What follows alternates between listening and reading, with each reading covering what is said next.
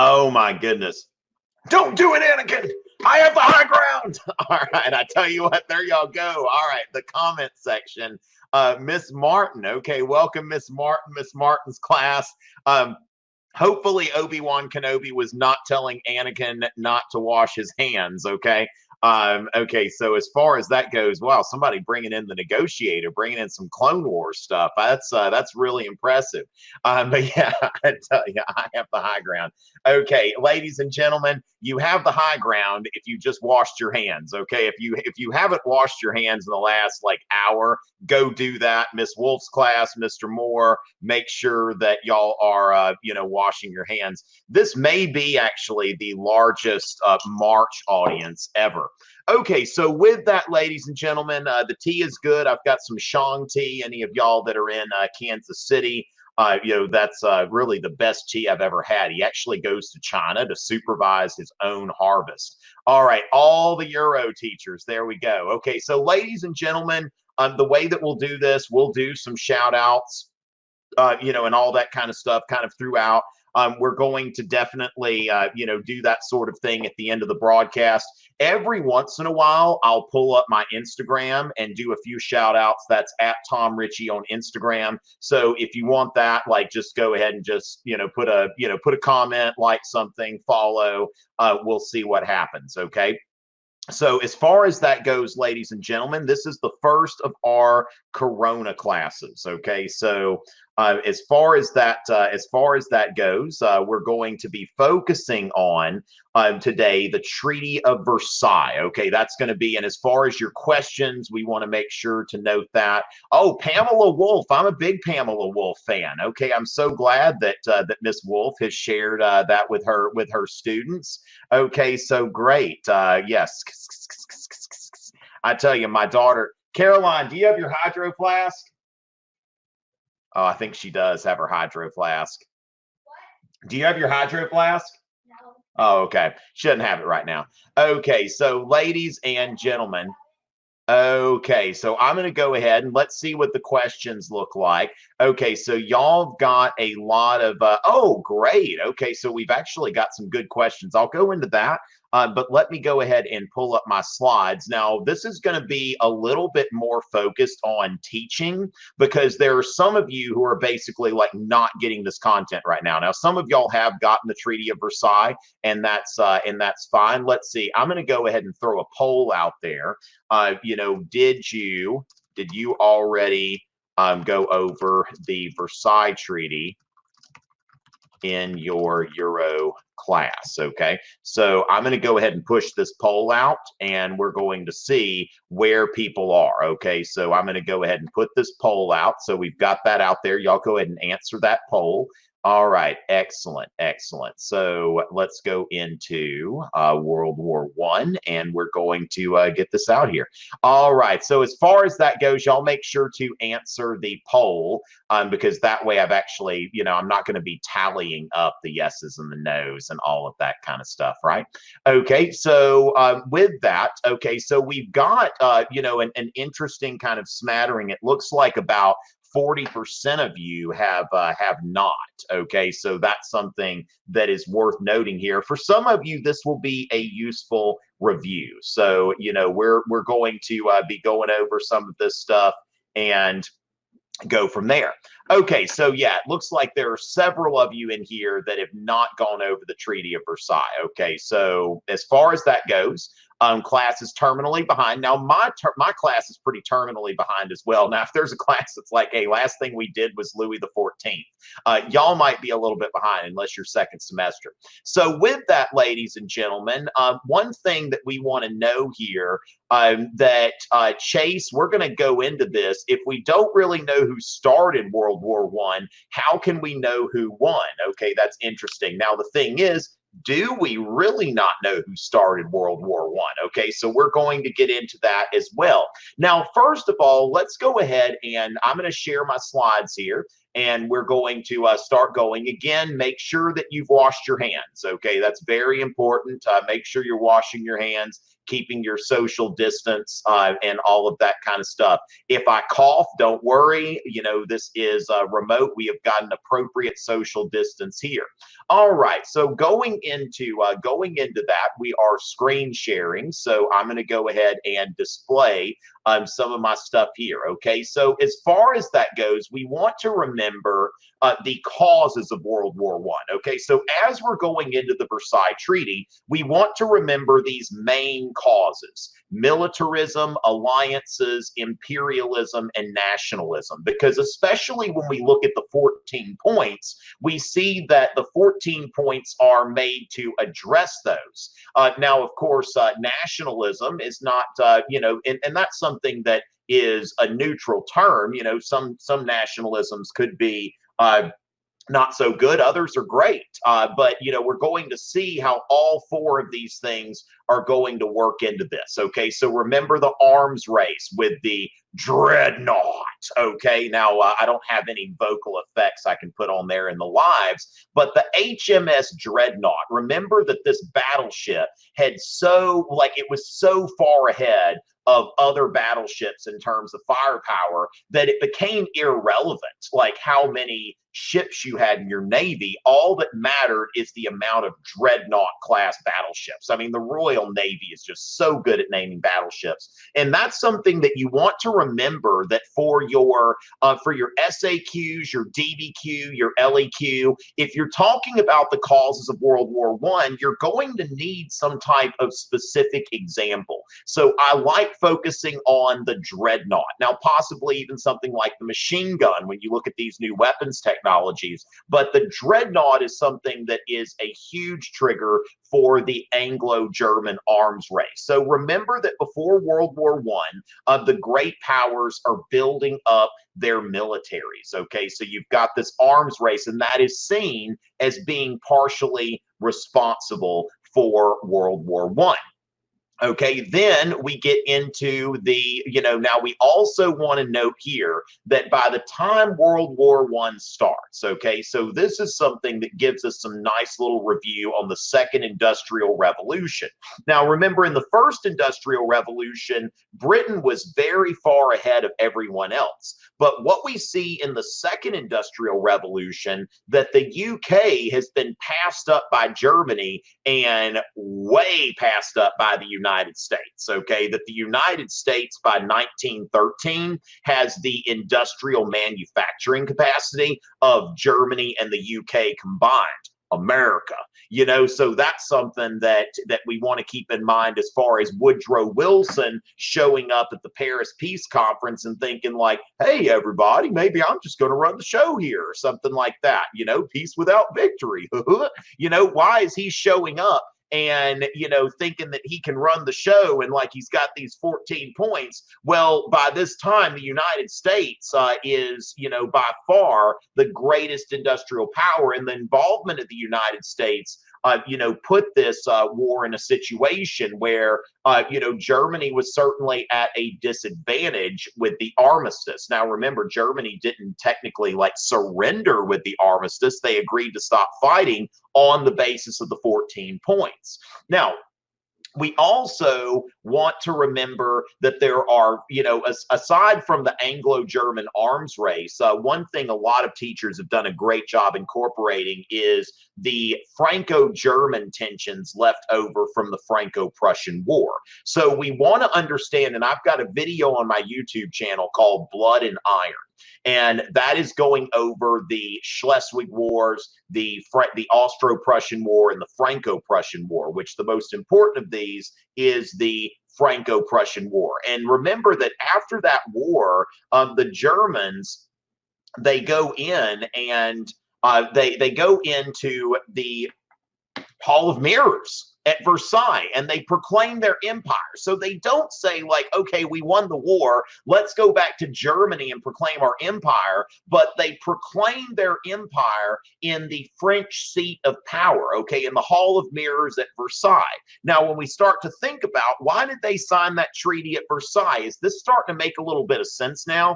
After the Franco-Prussian War, the Germans said, okay, so first of all, we're going to proclaim our empire in the Hall of Mirrors at Versailles. Second, we're going to make France take responsibility for the war and pay reparations.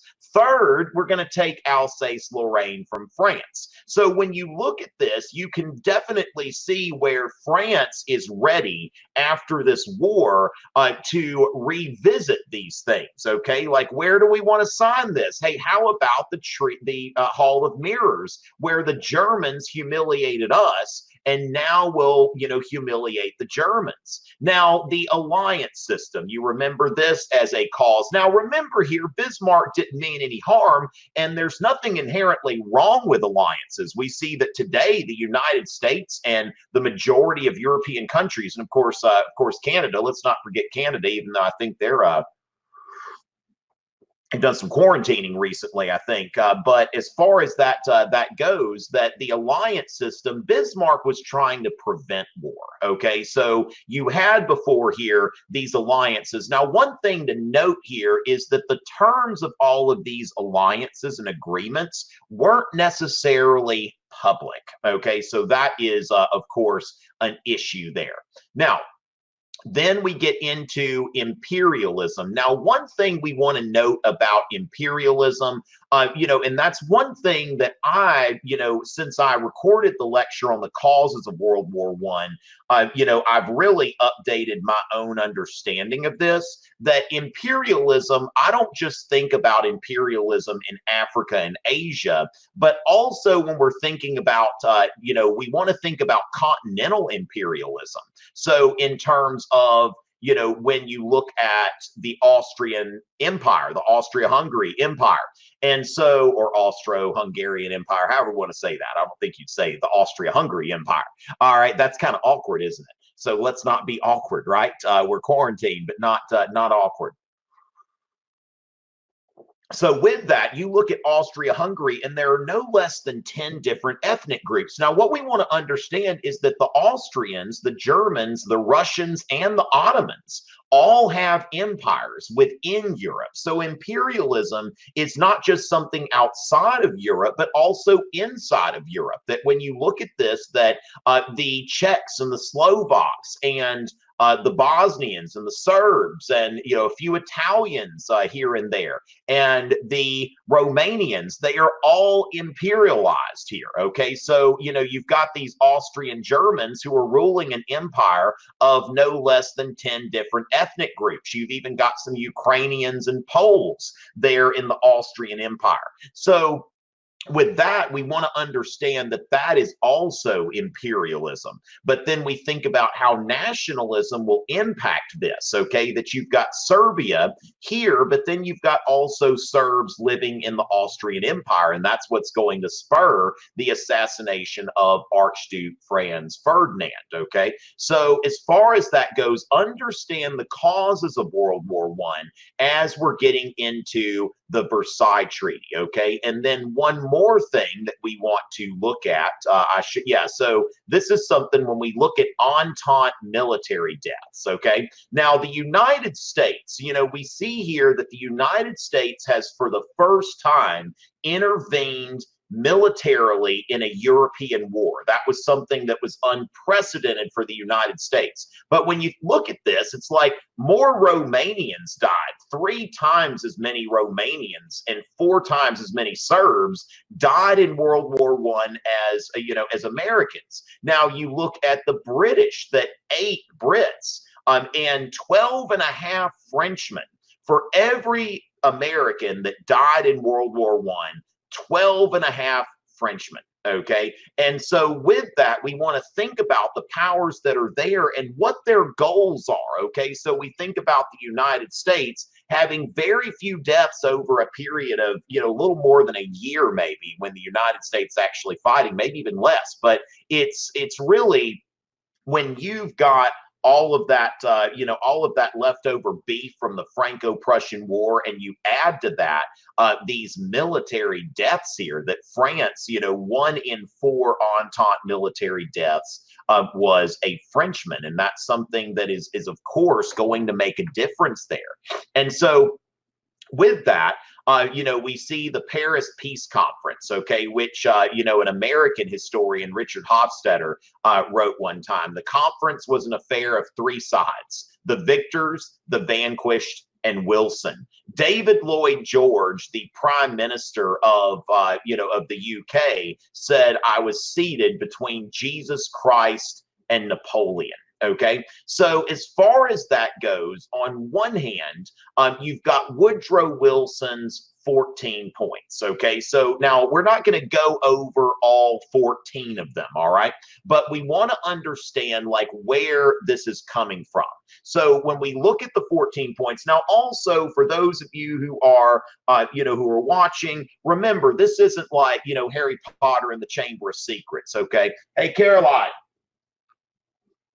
do you have your Harry Potter book? What? Do you have your Harry Potter book? Can you bring it down?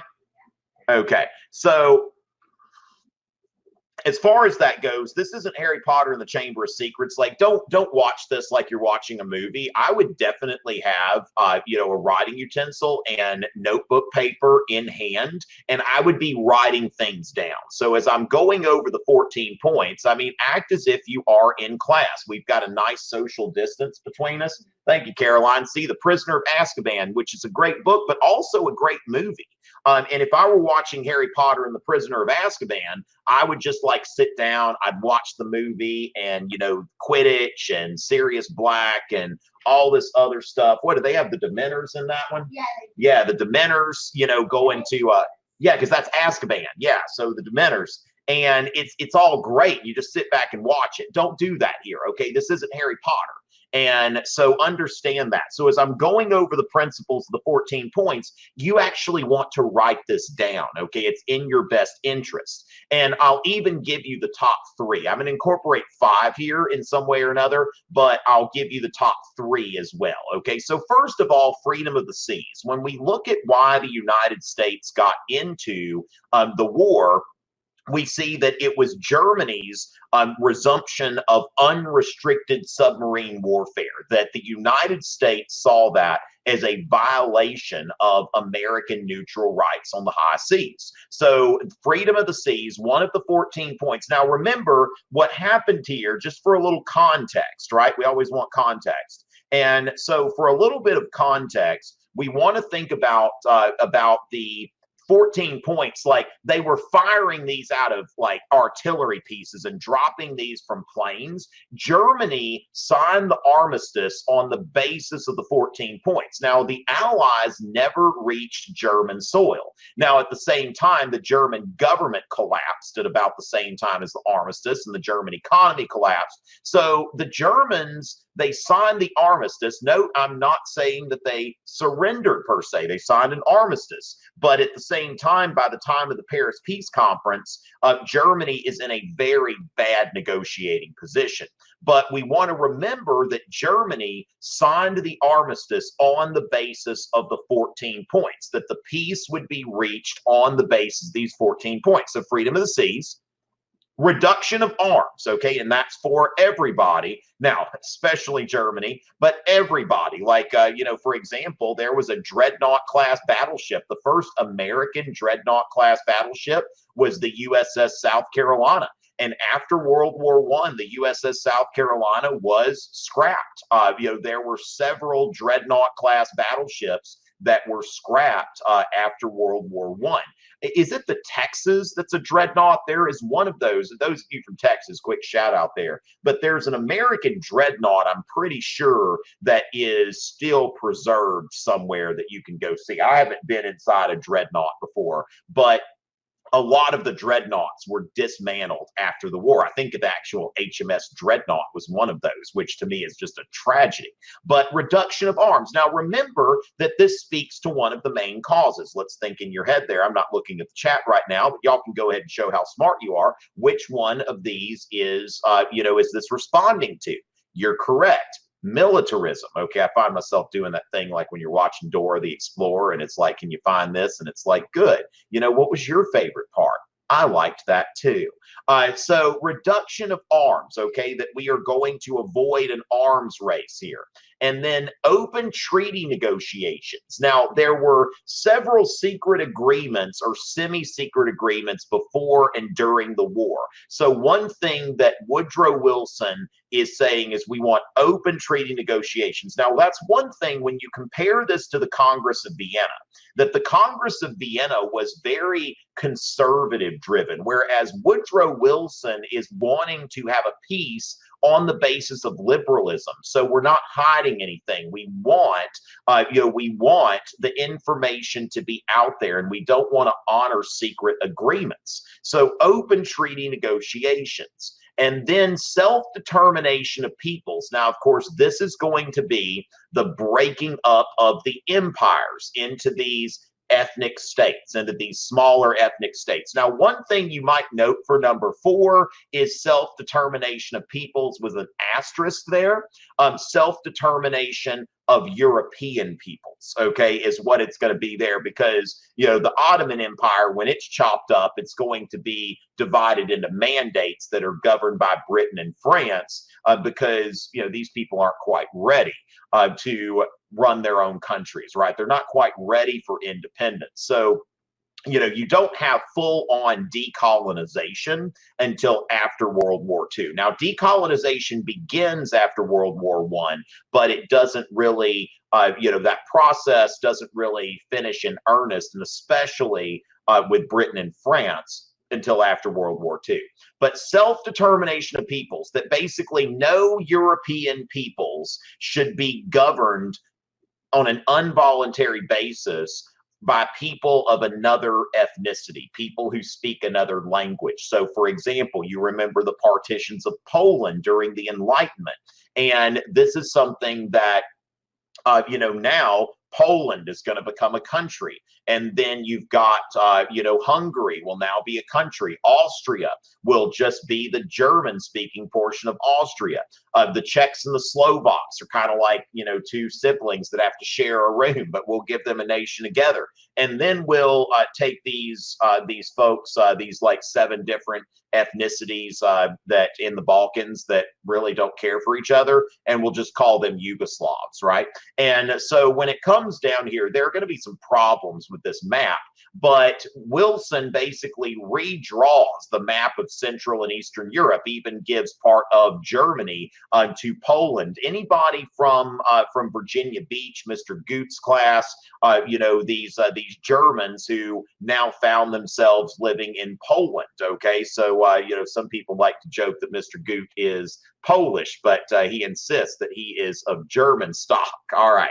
So as far as that goes, then finally, the League of Nations. Now, I would say for AP Euro, your top 3 are reduction of arms, self-determination of peoples, and the League of Nations. Okay, so don't think I have to get into all the 14 points, or I need to know all 5. Now, freedom of the seas, I think, is very important for U.S. history especially. But I would say that out of these 5, because your brain really likes to remember things in 3s, reduction of arms, self-determination of peoples, and the League of Nations. Okay, so Woodrow Wilson wanted to create this forum where all of the nations in the world can come together and solve their problems without war. Okay, now, when it comes down to it, that, as David Lloyd George said that he was seated between Jesus Christ and Napoleon. Now, the other side here, there's kind of a dark side of this treaty, and that is Article 231. The so-called war guilt clause. Now, what happened here is that Germany accepted responsibility for the war, and they paid reparations to the Allies. Okay, now, of course, this is kind of like payback for the Franco-Prussian War. But when it comes down to it, we don't, somebody noted, we don't really know who started. It's very difficult to say. Now, World War II, you can say like, hey, that was Hitler. All right, World War II, that was Hitler. I mean, we're pretty now, of course, you can go into how the Treaty of Versailles is something of a causal factor here. But at the same time, this is something that Germany, history is written by the winner. So Germany is in a situation where they are pretty much forced to accept responsibility for the war. So we don't really know who started World War I, but at the same time, the folks at Versailles, if you ask, if you ask Clemenceau, he sure did. Okay, he sure knew who started World War I. So the French said, yeah, we know who started this. So with that, ladies and gentlemen, not Corona time, y'all wash your hands, okay? So as far as that goes, let me just run in real quick and let's see if we have any new followers on Instagram. Do we not? Oh my goodness, Tom Richey on Instagram. And actually, we do have a few people, looks like. So Akash, thanks for the follow. It looks like Bryn followed earlier. Okay, great. We've got okay, so a lot of y'all did when this first started. J3 Cobb, woot woot. Who's hyped to go to the live stream? That's right, J3 Cobb and the Rat Prince, Claire Dodds, and Hayden. Thank y'all so much for your Instagram follows recently. All right, so with that, how long will this last? Okay, Lucia, this will last less than 2 hours, more than 1 hour. Okay, so I'm not trying to, trying to rush through this, and I'm not trying to put a time limit on it. Okay, so we basically got this class here. I'm going to be back tomorrow and Friday. After today, we're going to go to a Monday, Wednesday, Friday at noon Eastern. Okay, Monday, Wednesday, Friday at noon Eastern. Then we're going to see that. Okay, did General Kenobi follow me? That'd be great. If y'all come to these things, if you wash your hands, if you keep social distance, if you come to these reviews, you're going to have the high ground. Okay, so as far as that goes, Lane, thank you for the follow. Also, thank you, Avery. Thank you, Gabrielle. Thank you, Eggy or EG, it's a written test, right? J.I. Wu, Y. Hanny, Sylvia. And then we've got Carrie Ann, Miguelito, Florica _ Elifam2, and CJ Narshall. All right, thank you, Brianna, and Alex and Drag 124 _ something like that. All right, so let's go ahead and get back into this. Let's see. Jenny is asking, can I put a recording of this? That's fine. Also, I plan to put these Corona classes on my YouTube channel after they've already screened, after not screened, but after they've already streamed. Okay. So says it's a written test. Your wall says, okay, great. All right. So with that, ladies and gentlemen, Elise, there's a quick shout out for you. So with that, yes, teachers, y'all are free to link this broadcast. It'll be available afterwards. I also plan to put these on my YouTube channel, like for people who can't come and see us live. All right. So as far as that goes, let's go ahead and get back into this. Now, remember, you can note the war guilt clause, but if you say Article 231, that's really going to impress your reader. Like, that is super specific. Okay, so Article 231 of the Versailles Treaty, it clashes with the 14 points, but they decide, you know what, let's go ahead and do that. How are we going to reconcile these things? Well, we'll put both of them in there. And so what happens here is you've got Germany, Austria-Hungary, Russia, and the Ottoman Empire. And those empires are going to be divided up. Now, this map focuses on Germany and Austria-Hungary. So with that, we see all of these new countries that are being created here. Some of these already existed. You see, technically, Romania was already there, but several new countries are created on the European map. And so the Austrian Empire is just shattered. And meanwhile, the Germans had to give up some of their land as well. They had to give up here in the east to Poland, and of course they had to give Alsace-Lorraine back to France. Okay, so that's another thing, that the Germans gave up Alsace-Lorraine to France. They gave land to Poland. They gave land to Denmark. And then Germany had to agree to a demilitarized zone. Now, what we want to remember about this is they couldn't put any military here, but their military was also capped at a very low point. Okay, so part of the Treaty of Versailles is that everybody was reducing their arms, but especially Germany. Now, an interesting kind of thing to kind of put in here as an aside. Oh, wait. They say if you cough and sneeze, you're supposed to dab. I think that was the World Health Organization, if I'm not mistaken, that you're actually, this is from the World Health Organization. I believe the World Health Organization, yeah, dabbing officially recognized by the World Health Organization. So y'all just remember that if you cough, just remember to dab, okay? I'm not making this up. The World Health Organization, you know, so make sure that if you're coughing, you're sneezing, make sure that that you're dabbing. It's being encouraged. All right, so with that, the Germans had such a small military.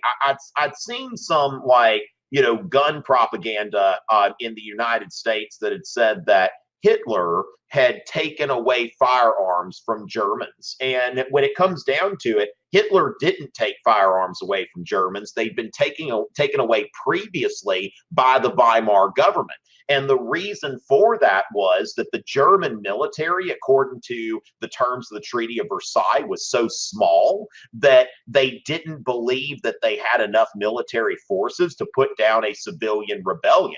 And so they, during the Weimar era in Germany, is when they first issued you know, a gun control policy in Germany. That was not Hitler.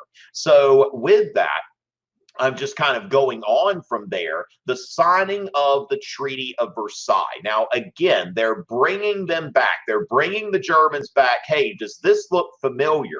They go to Versailles. They sign it in the Hall of Mirrors. All right. So that's something that is important here. So we want to remember, again, the war guilt clause with Germany not only taking responsibility for the war, but paying reparations to the Allies. And so with that, they signed the Treaty of Versailles, and then the League of Nations is created. Now, as far as that goes, several countries join the League of Nations. Now, we note the United States is a curious omission here. And so we can see the League of Nations as people come and go. Now, Japan was initially a member. Germany was not. We see now Germany's a member. It looks like Brazil's out. Then we're going to see that, let's see, Japan, take a look at Japan here. And Japan just walks out. Germany walks out. Okay, now the Soviet Union's in. But with that, this is what, you know, the League of Nations was a colossal failure. Okay, the League of Nations has kind of become a meme, really. If anybody's got any good League of Nations memes, share them with me on Twitter. I'd love to see them. Just tweet a League of Nations meme at me. They're going to be good, I promise. And so the thing is that the League of Nations, when Japan invaded Asia, then what happened here was that the League of Nations condemned Japan's aggressive actions. Well, Japan just walked out of the league.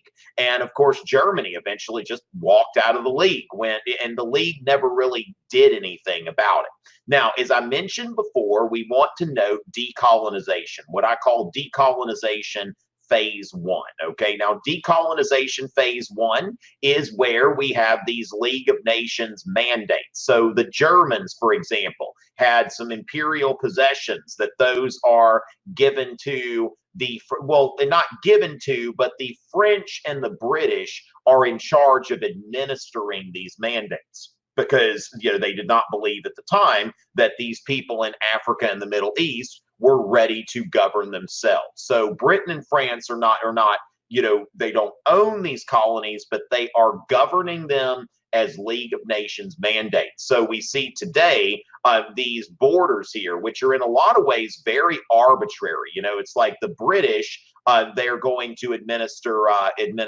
Iraq. They're going to administer, you know, Transjordan, Palestine, and then the French will get Lebanon and Syria.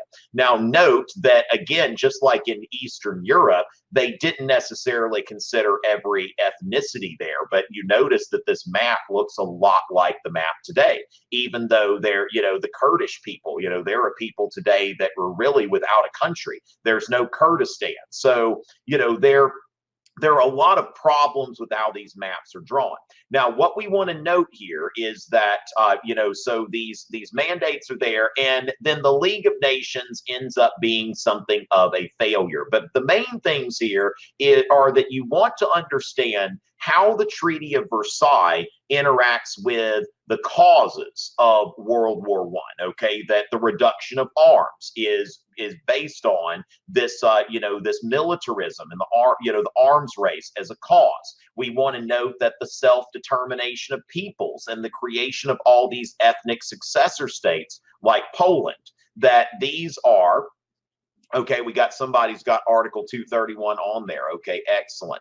Now you have it memorized. Okay, so we want to understand the underlying tension from the Franco-Prussian War, the burden that the French had in fighting World War I, not only having the most losses out of the remaining allies, but remember that most of the Western Front war, most of it was fought in France. And so we see that, okay, all right, we can stop okay, ladies and gentlemen, there's a little bruh moment here. We can go ahead and stop pasting Article 231. Okay. So as far as that goes, then let's go ahead and I can take a few questions.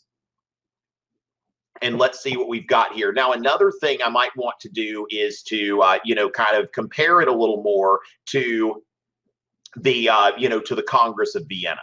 Now, the revolutions of 1848, I've got a 5-part video on that on YouTube. So I would strongly encourage you to to take a look at my 5-part video on the revolutions of 1848. The first one gives you basically what you need to know to make a 3, and then it goes into details by country. But I would definitely recommend going to my YouTube channel, going and looking at the revolutions of 1828.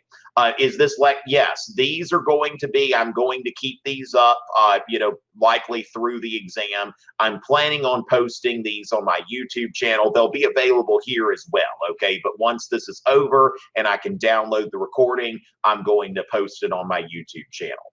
All right. So going from there, oh my goodness. Okay, so Michael, Michael, Katie says you should have gone to the restroom before class, but as long as it's not the last 15 of the session, which is the rule at my school, you are welcome to go to the restroom. Let me write you a pass real quick. Okay, here you go. All right, so as far as that goes, could I explain? Okay, so I think we did that.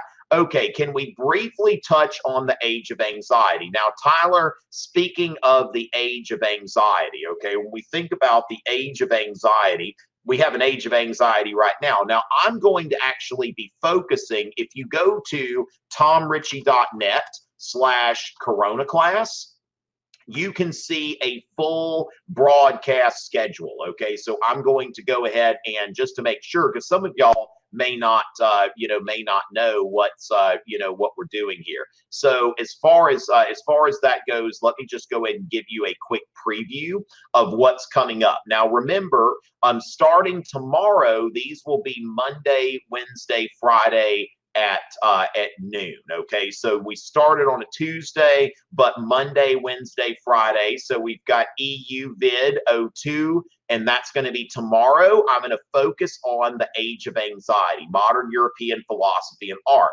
Then on Friday, we've got EUVID-03, and that's going to be totalitarianism. Okay, so we've got at least 3 weeks. Now, this may be extended beyond 3 weeks, but then, the thing is, you're not going back to school next week. I can tell you that much. Okay, we're pretty much sure that we're going to be out of school for a little while. So with that, week 2 will focus on dictatorships in interwar Europe. And then week 3, we'll go to World War II and contemporary Europe, and we'll see where we go from there. Okay, so we're going to see where we go from there. But for right now, we've got we've got a schedule here, and you can also click up top. Like when you look at the schedule, you should be able to go to more, and you'll be able to see that I need to put the other sessions on here, but you see the upcoming sessions. Okay, so as far as that goes, you've got this. All right, so with that, we're going to go on, and let's see what we've got as far as some other questions. Okay, so with that, key artist. Okay, so yeah, keep it. Let's try to keep it focused on World War I on our topic. Now, as far as that goes, Chloe, it's very much, you know, when we think about history is written by the winner, what we want to focus on here is that, you know, Germany is having to assume fault because, you know, somebody has to. The French were very insistent. Now, remember that Woodrow Wilson shows up and he wants what he calls a peace without victory. He's looking for a liberal peace that is going to, you know, not punish Germany, but France is not having it. So there are a lot of compromises made there, but this is largely due to France and its insistence that Germany take responsibility for the war. It does not mean, this is one thing we want to note, that it does not mean that you necessarily believe that Germany was responsible for the war. It's just saying that in Article 231 of the Versailles Treaty, Germany takes responsibility for the war.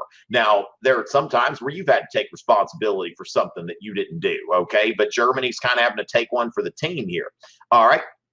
And we will, Clarissa, we will get into Nietzsche tomorrow, okay? So as far as that goes, now, Kanan, as far as the why did the German government under the Kaiser collapse? Now, that wasn't a voluntary thing, okay? That's basically something that Germany okay, let's make sure. I am going to possibly kick some folks for spamming the chat too bad, okay? But as far as that goes, no, General Kenobi fought in the Clone Wars, which is not going to be on the exam, okay? But yeah, let's not spam the chat. I can kick people who are misbehaving in the chat, okay? So as far as that goes, it's not a voluntary thing. I mean, Germany, what had happened here is, you know, we hear about the German U-boats and the submarine warfare, but the British also blockaded Germany. Now, that's one thing we don't typically get into in a survey level course in terms of,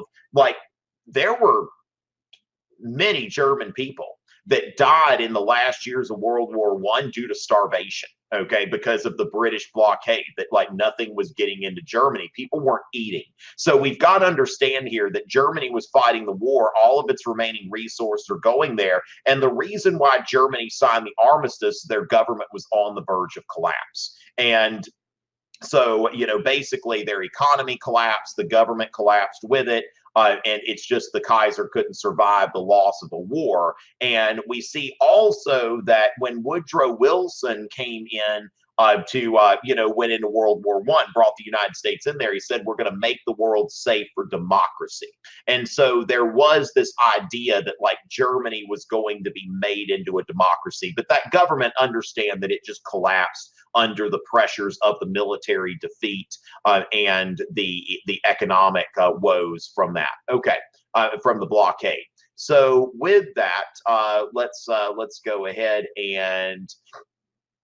Yeah, Jacob, I think that people, like, one thing when you look at that historiography that says that it's the fault of the United States that the League of Nations failed, I don't really buy that. I mean, that's one thing that when we look at the context of that, that was something that was used. I mean, all historiography is opportunistic in some way.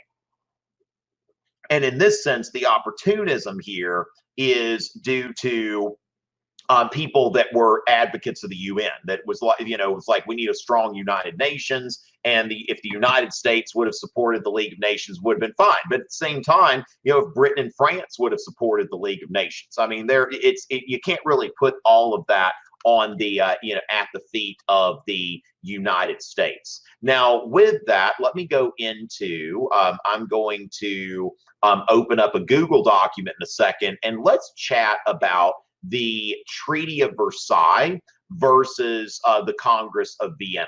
Okay, so the Treaty of Versailles versus the Congress of Vienna. So with that, okay, we're going to, why did Italy, you know, that's something, Italy switching its allegiance, I'm going to tell you that I don't really necessarily have an answer ready for that. Okay, so I don't necessarily have an answer ready for that. They saw an opportunity. Now, I'm pretty sure, don't quite quote me on this, but like Italy, this is where one of the things when we look at the open treaty negotiations, that Italy was kind of like low-key promised some Austrian land in return for for switching sides. And then at the Treaty of Versailles, Italy didn't get that land. And so that was one of the things that motivated the rise of Mussolini, that Italians felt like they had been screwed by the Versailles Treaty. All right, Miss Martin, shout out to Miss Jen Martin and Miss Connor. All right, and thank you. We've got RB Hadia _47, Jason Sahil. We see here why Hanny, Tom Richey is the GOAT. I sure appreciate that. That's very nice of you to say. And with that, I tell you what, I actually ate some goat last night, some goat biryani, like a Pakistani dish. It was really, or an Indian restaurant, it's an Indian Pakistani dish, but very good. Thank you, BB and Eva and Kale and Carson and Lane and Big Chungles. Okay, whatever that means. Okay, so with that, I'm going to get in here and I'm going to start a Google document. So let me go in here and get this started. And we're going to do a little something here, kind of set up an LEQ kind of scenario. Okay, so I'm going to call this, let's see, Versailles, Vienna versus Versailles LEQ setup. Okay, so let's go ahead and which I'll share this with y'all so that y'all can come in and join me. Y'all are going to be able to view it. Nobody's really going to be able. You know what? I think that I might actually.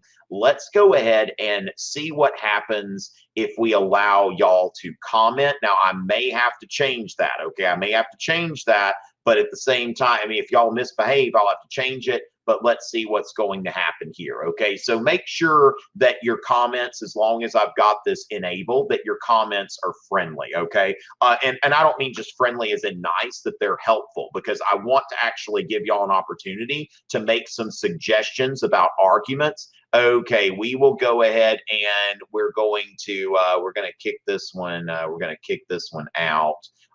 Let's see. So we're going to go ahead and ban user. Let's see. Okay. So, ladies and gentlemen, I will be banning users that are spamming the chat. Okay. So we want to make sure that, yes, that is going to happen. So don't spam the chat. All right, so with that, I'm going to go ahead and post the link to the Google document that I just created. So just understand that, people who are hostile in the chat, that's going to, I'm not giving you, oh, Miss Feenstra's here, so good to see you. I'm not going to give people, edit access, but you have the ability to make comments or suggestions, okay? But you don't have the ability to edit, okay? So when we think about this, evaluate the extent to which the Congress of, so the settlement reached at the Congress of Vienna differed from the settlement. Okay, so the settlement reached at the treaty, differed from the terms of the Treaty of Versailles. Okay. So Congress of Vienna differed from the terms of the Treaty of Versailles after World War I.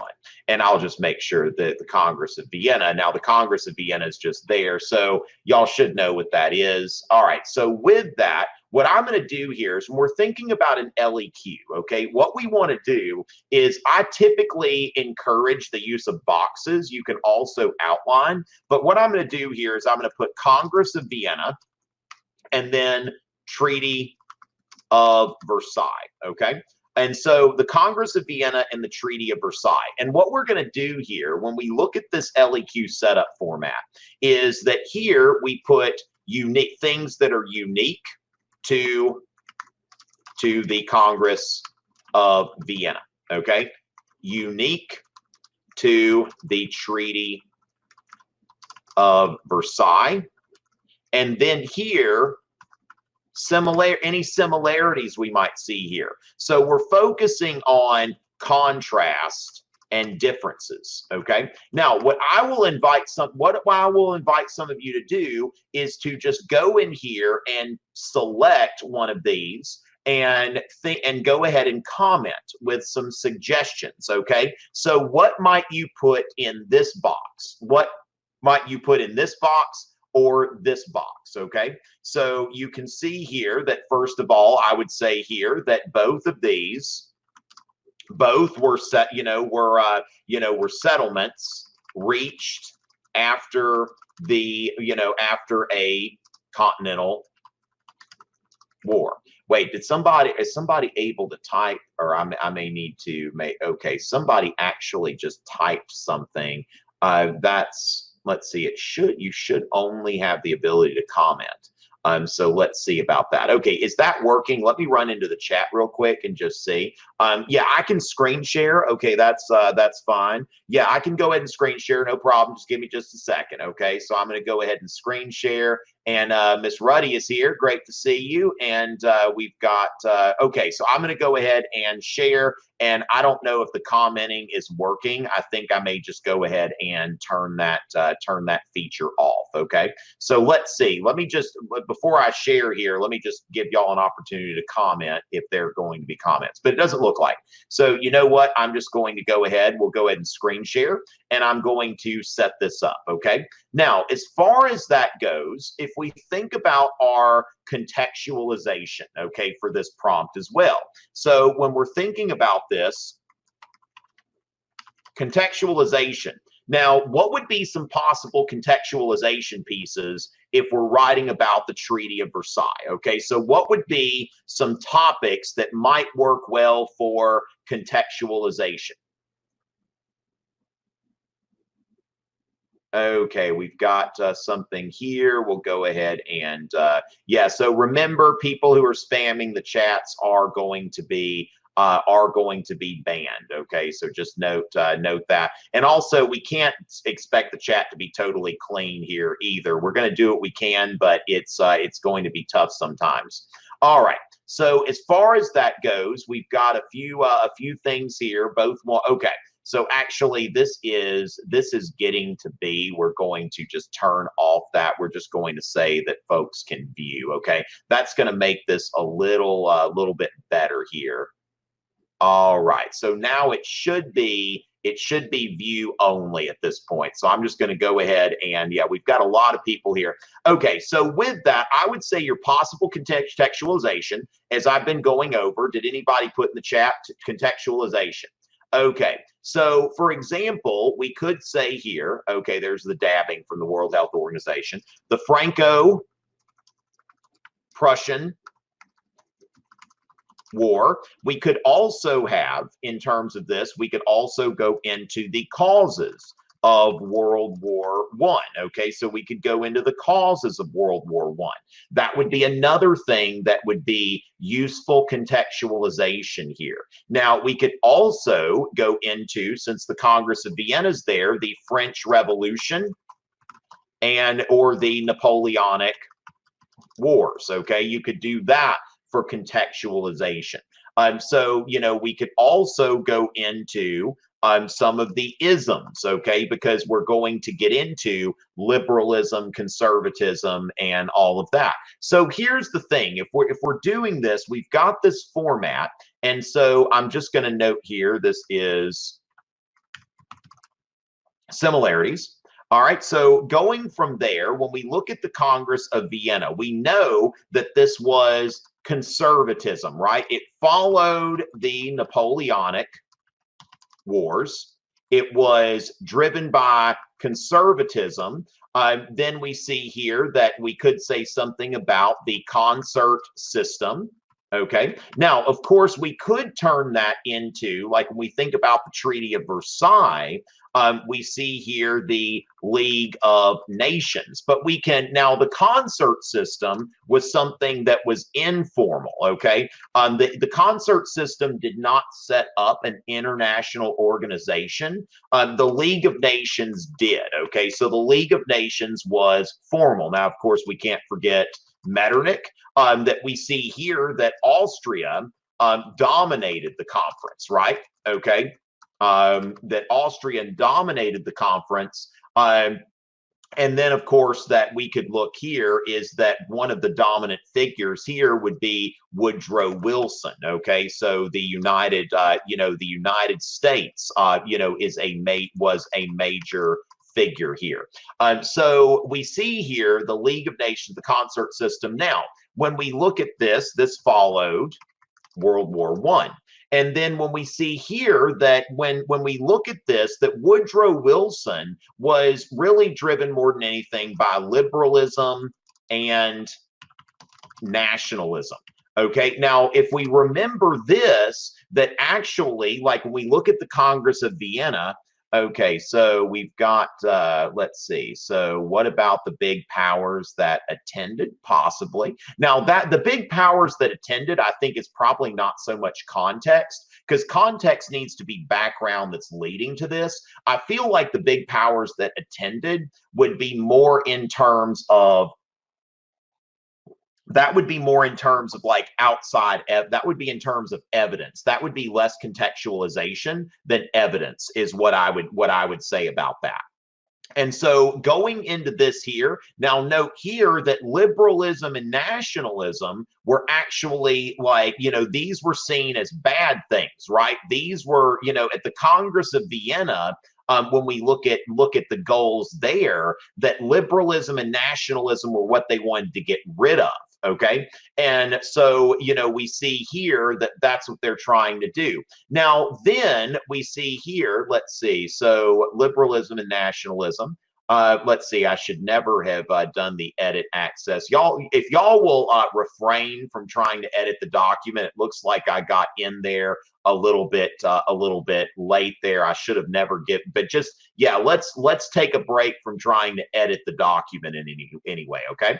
So as far as that goes, we want to think about this as when we think about the balance of power, we think about the balance of power and the idea that punishing France, okay, so no effort to punish France, all right? And then here that this is more like, instead of maintaining the balance of power, that Woodrow Wilson is really trying to build an international order, right? They're trying to build an international order, but then we also see that there is this effort to punish Germany, okay? And that's, of course, Article 231. We could go into that. Article 231, the war guilt clause. Now, you may not need this amount of evidence. I'm going into a lot of brainstorming here, okay? Because we're going to try to make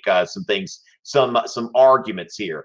And so as far as that goes, when we think about this, we're seeing some efforts here. Now, one thing we want to see here is it prevented, there's not another continental war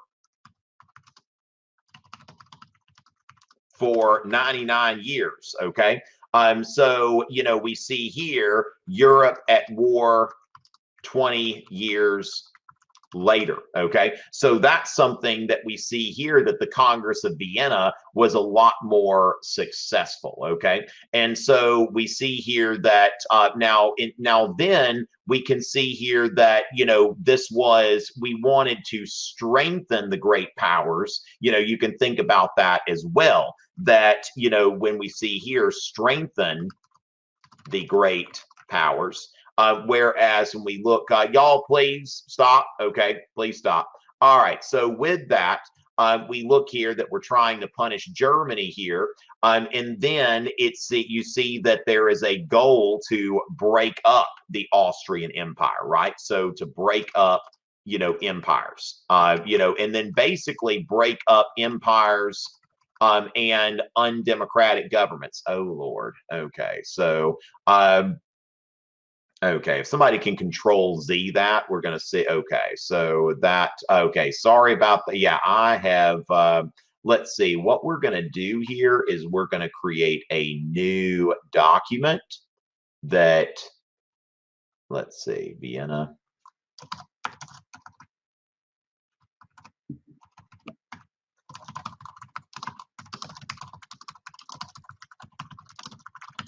Okay, and so I'm going to basically take what I've got here because we've had, but it's going to be hard to keep immature people out of here. So okay, so there we go. All right, so we've just got my stuff here, and I think everything's going to be good from this point on. I'm not going to give y'all access to this right now. I'll share. Oh, page not found. Okay, let's see here. Make sure the file exists.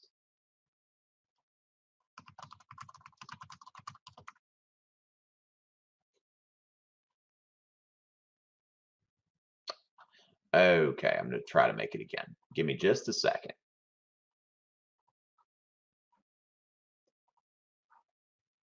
Okay.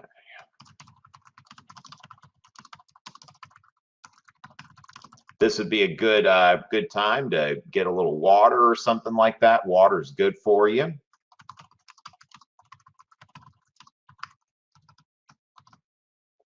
Okay, so as far as that goes, now when we go into a similarity, okay, if we go into similarities, we want to think about they were both settlements reached after a continental war. Now, we could say that although the Congress of Vienna was much more successful in preventing another war, I think that we could say that both sought, right, to prevent another war. Okay, both established a system of basically of transnational cooperation. Okay, so we can see here that now I see a lot more differences than similarities, but that's usually what we're going to see. Usually the differences are going to be more than the similarities, but you will see somewhere it's actually you're going to see more similarities than differences. Okay, so we see here there's not another continental war for 99 years there, Europe at war 20 years later, but they all tried to prevent another war. Okay, so that's what I would really get into there. Now, then we have to think about formulating a thesis statement. Okay, so formulating a thesis statement would be a good thing for us. I'd love to see here. Now, again, the chat's going to be somewhat problematic. That's just going to happen. Okay, and so we're going to do what we can, but we can't. I will try to do what I can, but there are going to be hostile chats. Now, let me see if I have the option just to disable. I'm going to see if I have the option to disable the chat. That may be something that we're going to have to do there. So I'm going to see about that. But that's interesting. We had 42% said that y'all hadn't gotten to this yet. So this was pretty timely for most of you. I will see if in the future I can ban the chat, but I don't see exactly where I would do that right now. Okay, so right now let's just kind of ignore the chat and look at what we've got here. Okay, so with that, we want to think about a thesis statement. Okay, and the thesis statement can have varying degrees of complexity. Now, what I would do here is I'm going to focus on more differences than similarities. So what I would say here is I would start with an although clause. Okay, so although the Congress of Vienna and the Paris Peace Conference, okay, which produced the Treaty of Versailles. Okay, so which produced, where the Treaty of Versailles was negotiated.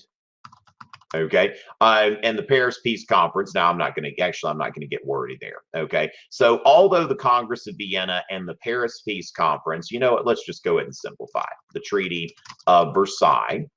Both, were both international. We're both international. Yeah, we're both, let's see, we're both, you got to do a little thinking here, okay? So we're both peace conferences that followed continental wars, and established a system of cooperation between nations, okay, so that we can see there. And then now we want to do our thesis here, okay. So the Treaty of Versailles, okay, so what we would say here, the Treaty of Versailles differed greatly, okay. So note that I've got a degree word here from the Congress of Vienna, because it you know, we see here that it was driven by nationalism, okay. So we can say here it was driven by nationalism, and also you know, did not seek to you know, to preserve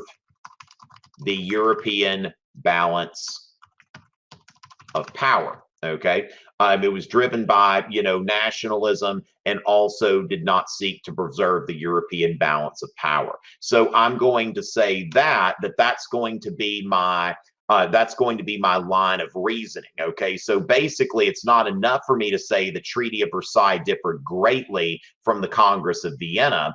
What I have to say here is that, you know, there has to be a because. So note here that if I really want a complex thesis, okay, so this is what I would say, this would be a complex thesis that we would put here. And the complex thesis has to address some type of counter argument. So you see where I've got that although clause, we are addressing a counter argument. Now, then we see here, so it's driven by nationalism, you know, and then I could say here, while the Congress of Vienna was a conservative conference, okay, that sought to preserve the balance of power. Okay, so that is a complex thesis. Now, an acceptable thesis, okay?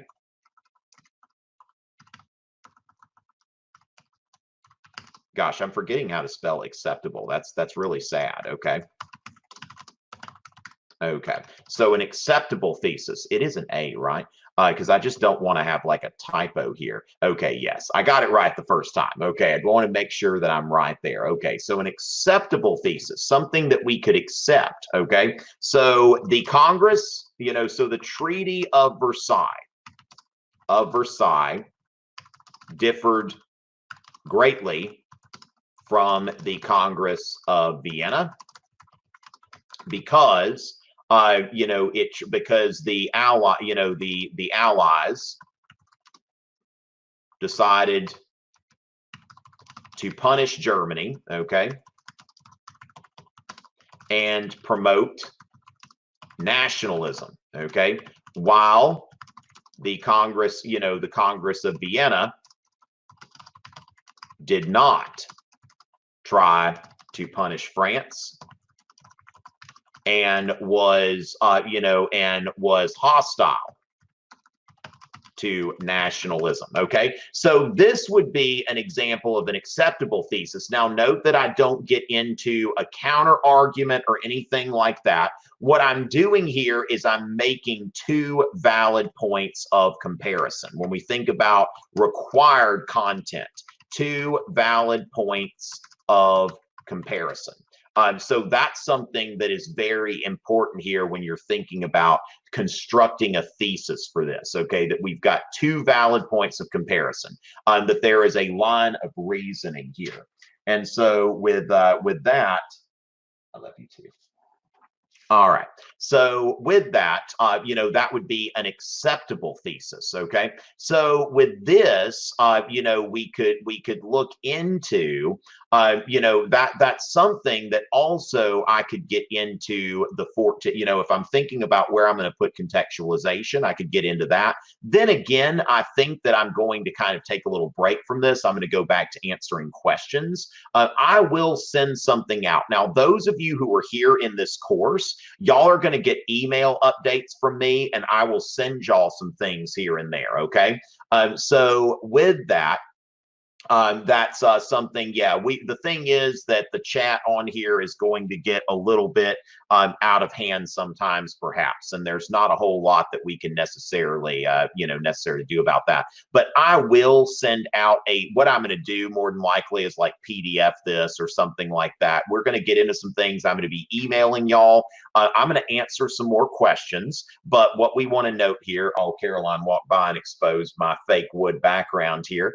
All right, so as far as that goes, then let's answer a few more questions. I'm going to be back tomorrow, Wednesday at noon. Okay. So with that, yeah, well, thank you so much, Miss Vargas. And and this is going to be available to people later on. No, the Congress of Vienna was against nationalism. That the Congress of Vienna wanted to strengthen the great powers in their empires. Okay, so basically Austria, Prussia, Russia, France, these countries would all remain, Britain, they would all remain strong. Whereas after World War I, the Treaty of Versailles is, so the Congress, but the Treaty of Versailles promoted nationalism. You know what? It's okay if you have the coronavirus. That's the beauty of the corona class. If you are all sick in bed next week, I can teach you, okay? We have got a healthy social distance here. All right. So after the Concert of Europe was ended, Sophia, Metternich, for a time after the revolutions of 1848, he went in self-exile to England. He left and went in self-exile to England because he was run out of the country. Now, he did go back. If you listen to my Metternich rap, he did go back. That's on YouTube and on my SoundCloud. But Metternich did eventually go back to Austria and died there, okay, once the conservative regime was reestablished. So, and that's also, if you look at my Revolutions of 1848 video, you'll see that, okay? So yeah, that's really, going into those differences there. Now, presentation slides public. There are some cases, Zuza, where I might do that, but a lot of my slides either they're not in a finished state or I actually have them for sale. Now you can look at this broadcast anytime, but I would say that Zuza, the best thing to do, looking at someone's slides for review, I think that making notes during the lecture and looking at your own notes for review is going to make a lot more sense to you. So as far as that goes, done answering that, but I will consider that and also putting out some notes and things. Y'all are going to get some things from me. Make sure y'all are following me on Twitter at Tom Richey, because I'm going to post links on Twitter to things that I'm going to come up with. Talia, thank you so much for the follow there. All right, so glad to do that. And then Trend. Then we've got H. Winning. And Sophia, thank you for several likes. Sophia JRS gave me several. Oh my God. Whoa. Sophia, you're from AG. You're from AG. Oh my goodness. Tell your teacher hello for me. Oh my Lord. I love AG so much. So with that, and I actually gave your teacher a shout out on my recent video about Sapiens on my YouTube channel. But yes, I love AG over there in SLO, California. Thank you so much for coming there. All right, so excellent to see that. And so Norin, thank you so much for the likes. And yeah, so let's go ahead and answer a few more questions here. Okay, we're going to answer a few more questions. And let's see what we've got here. All right, so let's see. Can I just okay? So I think that we're actually probably ready to to go ahead and call it a day. All right. AG is Arroyo Grande, which is in San Luis Obispo. I think I'm probably like not pronouncing all that right, but it's a written test. But yeah, they're in Central California. Miss White's AP Euro class. Hello. Yes. So we've actually got some folks there from AG. Yes, I'm always so happy to see AG. One of my best schools. Oh, you know what? Actually, Ruhana, that is very good there. That in the Congress of Vienna, you could note as a contrast that the United States was not present. That's one thing I'll note there. The U.S. was not present. That's something that I think is, is something to look at there. That the U.S. was dominant at the Versailles Conference, at least to a point. So that's great. Shout out to Mr. Ponce and Wakefield, Mr. Britton. We've got Miss Caslin, Miss Chippentine, all right, and Mr. Haymaker from Lansdowne, and Miss Foy. Okay, so thank y'all so much. Now, again, I'm going to be doing at least 3 broadcasts a week. Make sure you're following me on this. Now, also make sure you're following my friends at Marco Learning, okay? You want to make sure you're following Marco Learning on Twitter and Instagram as well, because they are going to, they're going to be doing that, that as well. So going for that, we're doing that. So with that, let's go ahead and Mrs. Hatchell's class, and I will see y'all tomorrow. Now, we've got a few folks that just followed me on Twitter. Thank you, Monica. Thank you, Alex, for the follow. Tom Richey fan at It's a Written Test. And then we've got Danielle, who has followed, and Allison. Thank y'all so much. For Paula, as well, multi-fandom Paula. All right, so we've got that there. Thank y'all so much for that. And I will also be doing some Instagram lives. Make sure you're following Marco Learning, because on top of these Corona class broadcasts, I'm going to be, doing some things with Marco Learning. So make sure that that's going there. This was successful. Glad y'all think so. I will be back tomorrow, Wednesday, at 12 p.m. Eastern, and I will be focusing on the age of anxiety, as y'all call it. Those of you especially who use the McKay text, where we'll talk about modern art and philosophy. All right. So with that, ladies and gentlemen, Miss Wolf, exactly. Yes, please tell Miss Wolf hello for me, and all of that. Okay. So thank you, Peyton, for the follow, and Swag Nation BA on Twitter. This is very good to see. But I will be putting out lots of information through my social media. Thank y'all so much. And ladies and gentlemen, it is always a pleasure.